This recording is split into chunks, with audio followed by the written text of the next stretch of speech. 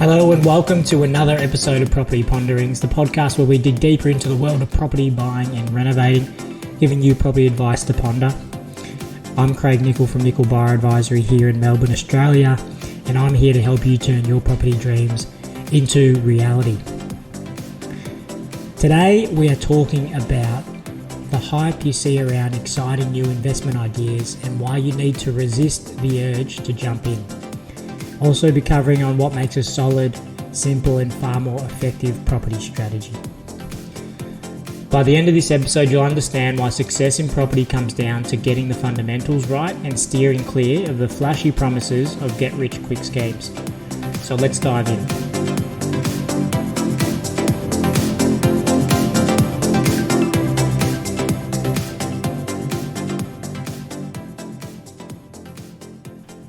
Let's start with an example that many of you might recognise.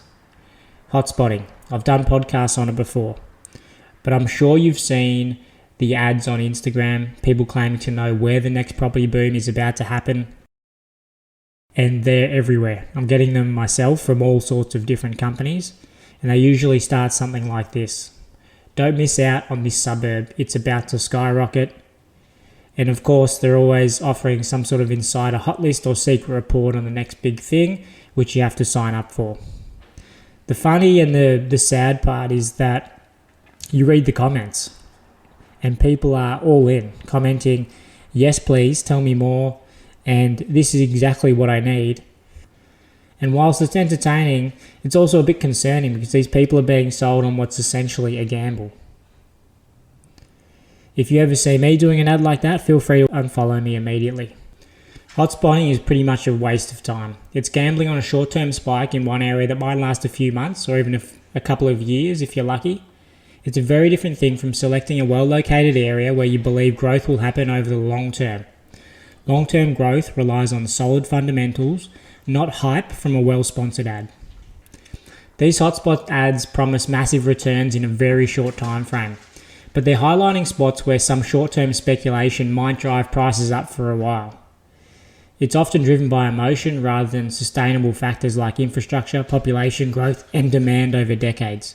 And the reality is that even if a hotspot does see a temporary bump, by the time that spike has happened, you're probably already too late to gain from it. And the funny thing is, the more hype that these people can build in these areas, the more of their clients that will buy in these areas pushing the price up further. So it's a bit of an artificial bump in price, which I wouldn't want to be a part of.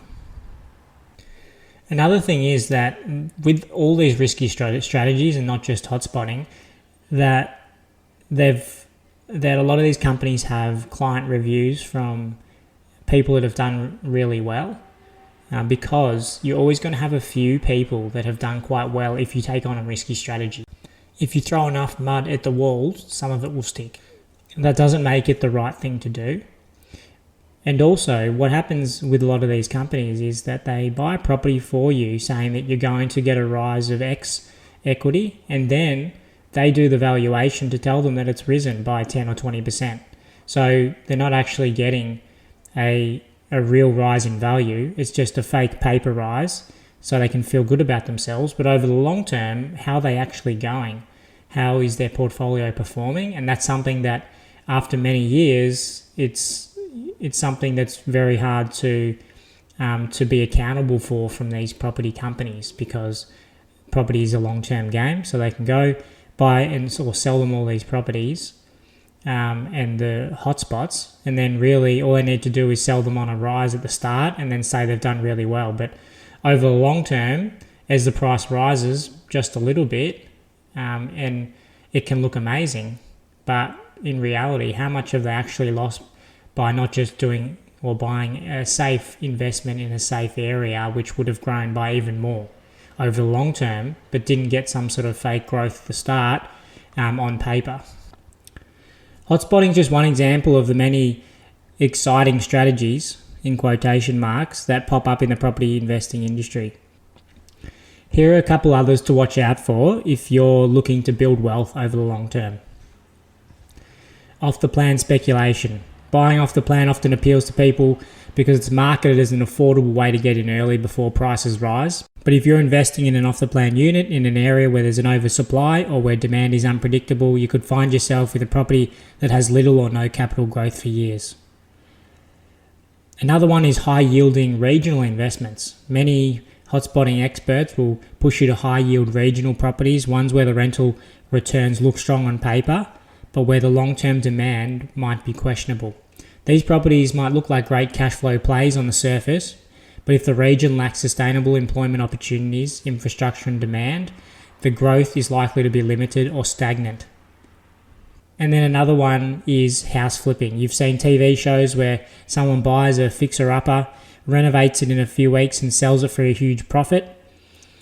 Flipping sounds great on paper, but it's rarely as smooth as it looks. In reality, flipping involves serious risk and substantial costs, from stamp duty and agent fees to unpredictable renovation expenses. Flippers are mostly heavily affected by market conditions, and in a slow market, you might struggle to sell quickly, eating up your profits and then some. One thing that you don't see on a lot of TV shows is the relevant approvals that are gained and the process of architects and surveyors and engineers, and all of that takes time, and the weeks and the months that you lose on that is also eating into your profits as well. So if we're trying to build a long-term sustainable portfolio, something like house flipping can be really risky, especially in the current market. And I would say unnecessarily risky. For those people that understand the risks, that's fine. But for most people that are listening to my podcast and my clients are trying to build a sustainable wealth property portfolio over the longer term, and the short-term fixes are merely a distraction that will delay you from your goal. Now let's talk about why simple, time-tested strategies outperform these exciting, hype-driven ones over the long term. Firstly, quality locations over these hotspots and random locations that look good on some sort of computerized AI model system. Quality locations might not be as hot in the short term, but they've proven their resilience and value over decades. These are established areas with good infrastructure, schools, and access to employment. The Australian Bureau of Statistics data consistently shows that properties in high demand, high quality locations hold and grow value through market cycles. A great location doesn't have to be flashy or trending. It needs to provide sustainable reasons for people to want to live there. Normally this is really obvious and everyone knows that the area is a good location. So although that is boring, that is much safer and will be likely to be, from historical data, a much better performer over the long term. Number 2 is the buy and hold advantage. While house flipping or hotspotting might appeal to people looking for a quick win, the buy and hold strategy is where long-term gains really lie. Buying quality properties and holding them for a decade or more allows you to benefit from the steady capital growth. Property values naturally increase over time, especially in areas with high demand and limited supply. This isn't as thrilling as hotspotting, but it's far more predictable and less risky. Warren Buffett is famous for his buy and hold approach, saying that the stock market is designed to transfer money from the active to the patient. This couldn't be more true in property investment. Those chasing fast returns are often beaten by the steady, disciplined investors who let time work in their favour. Number 3, leverage smartly, not excessively.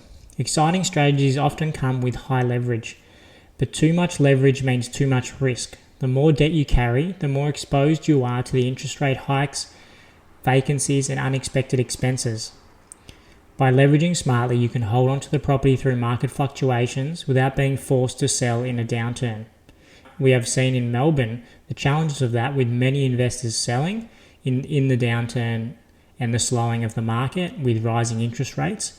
And so these people are having to sell their properties and are going to miss out on the large gains that will come eventually into the Melbourne market again. Number 4, focus on both cash flow and growth. Many flashy strategies focus solely on one metric, like chasing high yields in regional areas or rapid growth in untested suburbs, but a good investment balances cash flow and capital growth. It should support itself financially and also grow in value. This balanced approach makes it easier to hold through property cycles and gives you the flexibility to choose when to sell.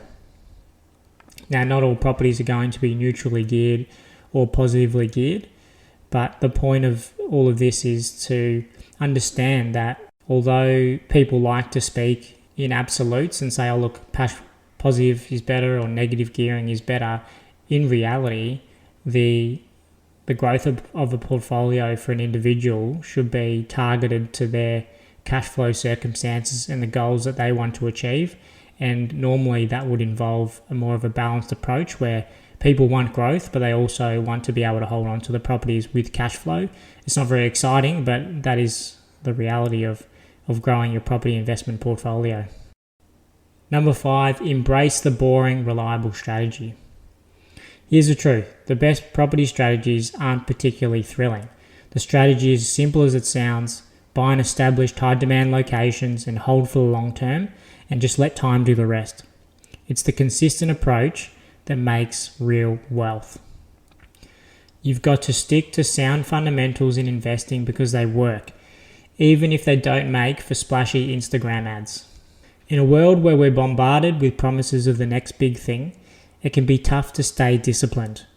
But by avoiding the hype and sticking with tried and true investment strategies, you're setting yourself up for more secure, lasting gains.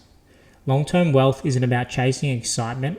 It's about making steady, informed choices, investing in quality, and having the patience to see it through.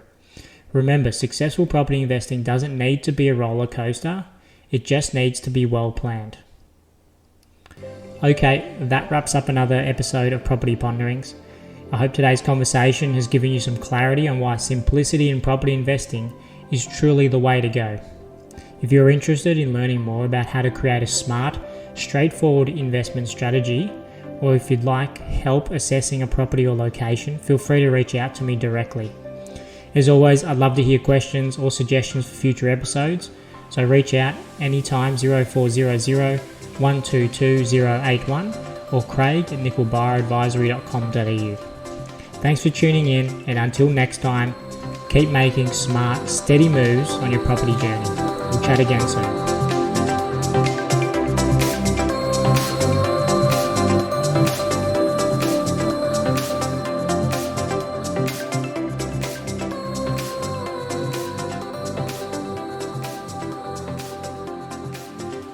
The information provided in this podcast is for general information purposes only and does not constitute financial, legal or professional advice.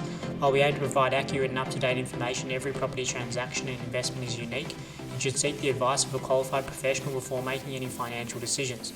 The opinions expressed in this podcast are our own and are not a substitute for tailored advice from a financial advisor or a real estate professional. We encourage you to consult with a qualified expert who can address your specific needs and circumstances.